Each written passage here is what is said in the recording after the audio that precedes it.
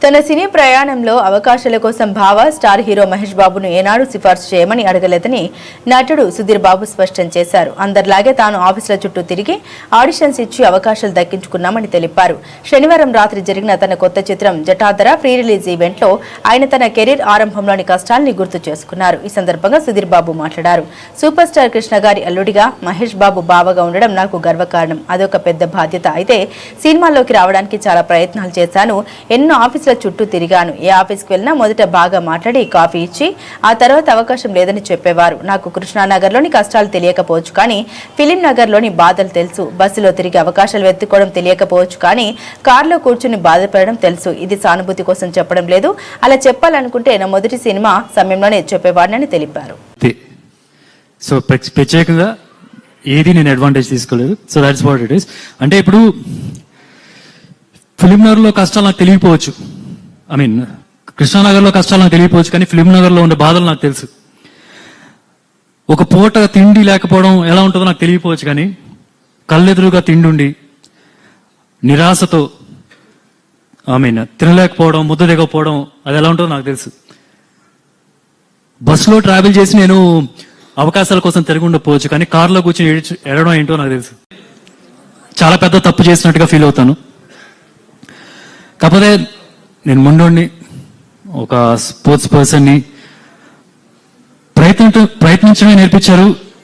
ఆగిపోవడం అనేది మా అమ్మగారు నాకు ఎప్పుడు నేర్పించలేదు, చెప్పలేదు కూడా. సో అట్లాగా కృష్ణ గారు అల్లుడు, మహేష్ బాబు బావ లాగా నేను యాక్టింగ్లో ప్రయత్నాలు మొదలెట్టాను. మీకు తెలిసిన కొన్ని ప్రొడక్షన్స్ పేర్లు చెప్పండి. నేను ఖచ్చితంగా చెప్పగలను. వాళ్ళ ఆఫీస్ గేటు డెఫినెట్గా టచ్ చేసి ఉంటాను. పీపుల్స్ మీడియా వాళ్ళే ఫస్ట్ నాకు వెళ్ళి కలవడం కూడా, అంటే లేటెస్ట్ స్టేజ్లో. సో ఇందులో ఉంది, ప్రతి ఒక్కరు చేశారు కదా, ప్రతి ఒక్క ఆఫీస్కి వెళ్తారు కదా అని చెప్పి మీరు అందరూ అనుకుంటూ ఉండొచ్చు. డెఫినెట్గా నేను కూడా అదే చేశాను.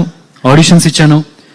కొన్ని వీడియోస్, కొన్ని ఫైట్ యాక్షన్ స్టంట్ వీడియోస్ ఇవన్నీ పట్టుకొని ప్రతి ఆఫీస్కి తిరిగాను. అలా వెళ్ళిన ప్రతి ఆఫీస్కి నాకు ఒక కుర్చీ వేసి మాట్లాడి ఒక కాఫీ ఇచ్చి దాంతో నో చెప్పేవాళ్ళు. అంటే పాపం కొందరికి ఆ మాత్రం కూడా రాదు, అంటే గేట్ దగ్గర నో చెప్తారేమో. నేను చెప్పాల్సింది ఏమనుకుంటున్నానంటే,